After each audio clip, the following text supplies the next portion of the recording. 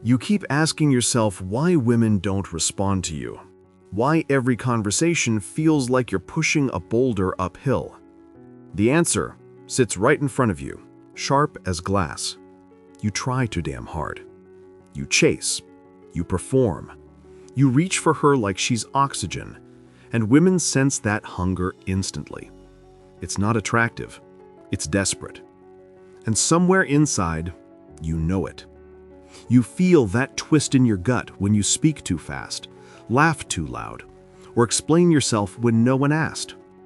That's the part of you that's killing the connection before it even starts. But there's another part, a quieter part, that's fighting to break through. The part that doesn't beg, the part that stands still. Stay with me, because by the time this video ends, you'll understand exactly why attraction flows to the man who stops running after it. Forget the pickup lines and the surface-level garbage. The actual problem is not how you talk to a woman. It's the internal resource you're running on. Everything you do is filtered through one of two states: scarcity or abundance. Right now, you are running on scarcity. That is the engine of your chasing, the invisible force making you desperate. When you approach her, you approach believing she is the last slice of bread in a global famine. Your energy squeaks, "I need this. You are my only shot at happiness, at sex, at significance. If I lose you, I lose everything." This energy is low status, pathologically desperate, and fundamentally repulsive. It tells her your own life is empty. Consider the honest, predatory world. Imagine a hungry wolf. Not the confident predator, but one that is starving. Its eyes dart, twitching. Its teeth are bared in panic, not dominance. Everything about its posture screams need. It will take any scrap. It will compromise its territory and its pride just for a crumb of a meal. That wolf is operating from scarcity. Contrast that with the alpha wolf. He eats when he's ready. He moves with a quiet, lethal confidence. He is not worried about the meal. He is focused on his territory, his mission. He knows resources are abundant because he controls them. He does not run around frantically searching. He is sitting on his throne, and the environment comes to him. Women are wired to sense the internal desperation of the hungry wolf. It signals a man whose life is hollow, whose time is worthless, and who will absolutely compromise his own integrity for a crumb of attention. You're not trying to attract her, you are trying to use her to fill a gaping hole in your soul. She feels that heavy, dark pressure. Your chase is a burden you are trying to place on her, and she backs away. This is where you fall into the most common and destructive mistake, the nice guy trap. You think being nice is currency. You believe if you just hold the door enough times, if you text her enough artificial empathy, that she owes you. That is not genuine niceness. It is transactional weakness. You are exchanging compliments and compliance for her attention, hoping she will eventually pay you in affection. It's a bribe. It's a disguised contract. This is the highest, most insidious form of trying. It destroys attraction on contact because it screams that you do not believe you are worthy of her time on your own merit. You believe you have to pay it with submission. A man who truly believes in his own value is kind, yes, but he doesn't perform niceness. He demands respect and gives it. He doesn't pay for access. This mentality has to be broken immediately, not next week, now. Here is your immediate challenge. The next time you feel that frantic internal twitch, the urge to text her immediately, to over-explain, to apologize for a strong opinion, you must stop. Look at your phone. Recognize that desperate urge as the hungry wolf attempting to take over. Then, you must put the phone down. Wait 1 full hour, not to play a game, but to re-anchor yourself. During that hour, do something that moves your life forward. Read that difficult chapter. Finish that workout set. Solve that work problem. That 1 hour of disciplined silence is your first psychological victory over the scarcity. You build that muscle. You've identified the weakness, but you can't just leave a void. What is the genuine, non-performative strength that replaces the chase? It is not about playing games. It is about playing a different game entirely. A game where you are the single central character, and she is simply a highly valued but supporting member of the cast. What does that kind of unbreakable psychological foundation actually look like? Let's smash another cultural lie they sold you. The world tells you, the movies lie to you, and your weak friends confirm it. Women want to be chased. You need to pursue her. Persistence pays off. Understand this clearly. This is the lie of low-value men trying to feel important. It's the self-justification for desperation. The moment you start chasing, you immediately grant her the power to judge your worth. Your entire existence, your potential, your efforts, your character becomes a resume on her desk waiting for her approval. You are waiting for the thumbs up or the thumbs down. That is a loser's position. The persistence they celebrate is, in reality, boundaryless obsession. What does chasing tell her? It tells her you have no mission important enough to consume your time. It tells her you have no purpose beyond securing her attention. It tells her you have no respect for your own time, so why should she? The chase is not romantic. It is the act of inflating her status and utterly destroying your own. You become a fan, desperately hoping for an autograph. You become a fan, not a partner. Here is the harsh reality that burns through the fantasy. Women are attracted to active purpose. They are drawn to the man who is genuinely building something, an empire, a physical foundation of discipline, an intellectual legacy, or a dangerous skill set. When you are focused on this purpose, you are no longer chasing her. You are on an accelerating trajectory. You are moving forward, regardless of who is in the seat beside you. And women, biologically and psychologically, are drawn to that trajectory because it signals everything they instinctively look for: security, competence, and high-status control over one's environment. You do not chase. You focus your energy. You focus your intent. You build a life so compelling, so focused, and so magnetic that she is forced to abandon her comfortable position and fight to insert herself into your orbit. Look at your own time investment. You spend hours agonizing over dating apps, scrolling through a gallery of strangers, desperately refining the perfect bio. That is 2 hours wasted. Here is the specific example of the shift. Stop scrolling. Take those 2 hours and spend them building a side hustle that actually gives you leverage in the world. Spend that time training until your body hurts, forcing yourself to accept physical discomfort.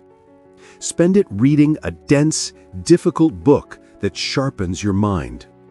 The moment your internal operating system shifts from "how can I get her" to "how can I level up my life and increase my options," that is the moment the external world, including desirable women, starts to reorient around you.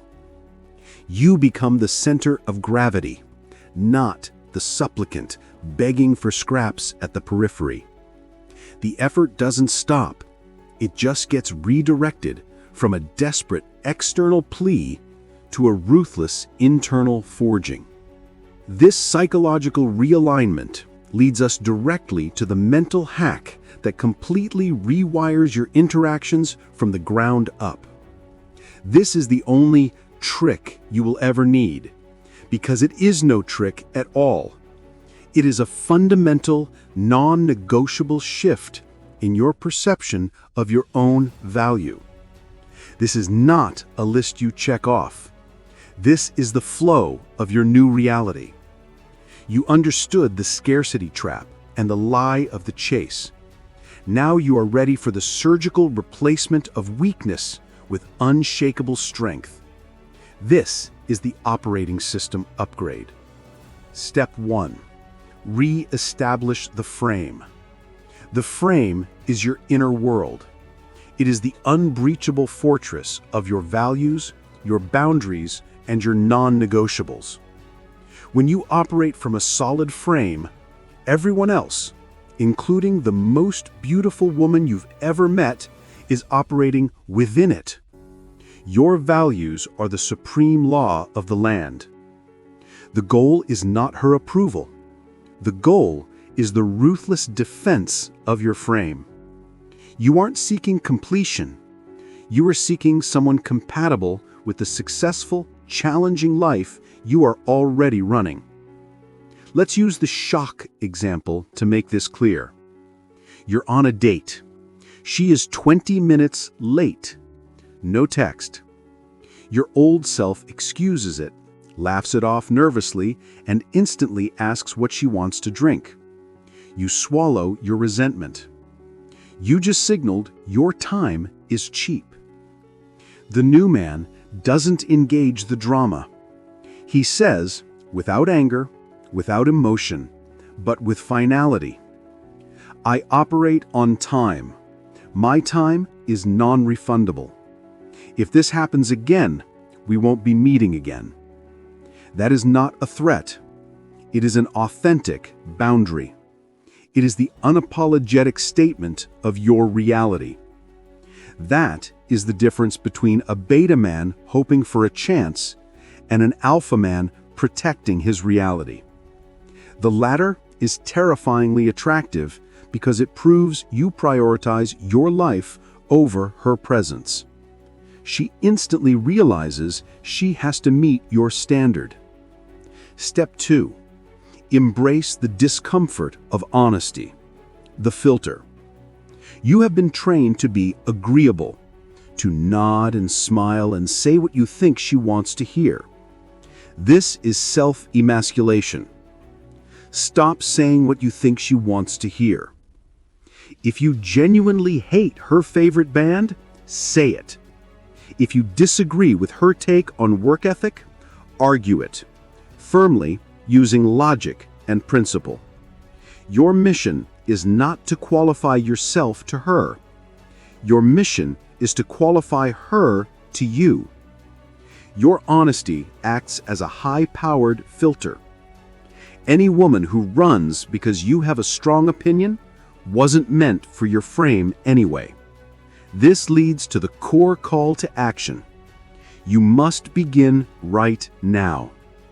Cut the compliments, not forever, but for the next month. Compliments about her looks are cheap currency.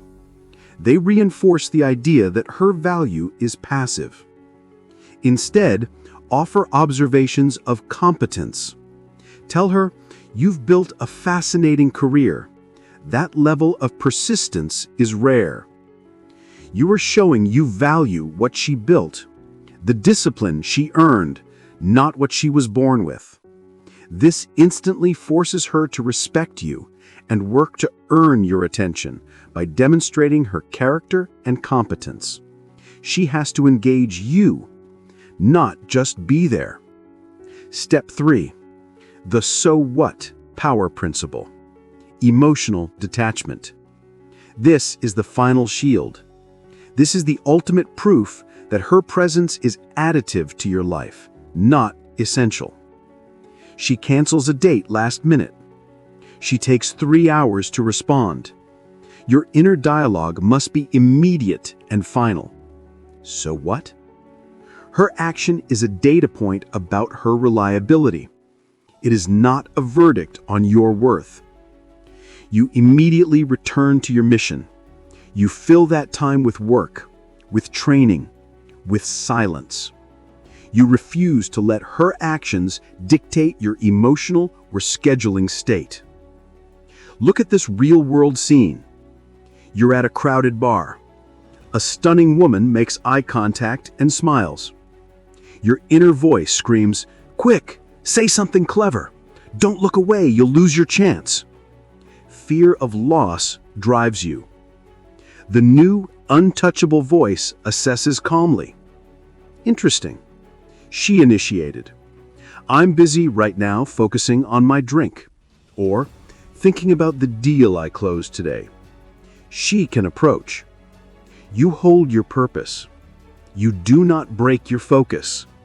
You do not move. She walks over. She initiated contact because you refuse to break your focus. The power transfer is instant. Your detachment, your refusal to instantly drop everything for her, is the ultimate signal of high value. That unbreakable frame, built on discipline and self-respect, is the entire formula. You do not chase. You are the immovable object. You asked, how do I attract women without trying? The question itself is the core of your failure. You don't attract women without trying. You attract them by trying at the right thing. You must try relentlessly to build a life of purpose, to forge an iron will, and to maintain the unshakable frame. That intense, focused effort is your true currency. The attraction is not the goal. It is the trophy. You win the trophy by first winning the game of life. You win by making your mission the highest priority. When you do that, attraction becomes a simple consequence, an echo of the massive internal change you achieved. And if she doesn't like the strong, uncompromising man you had to become to win that game, so what?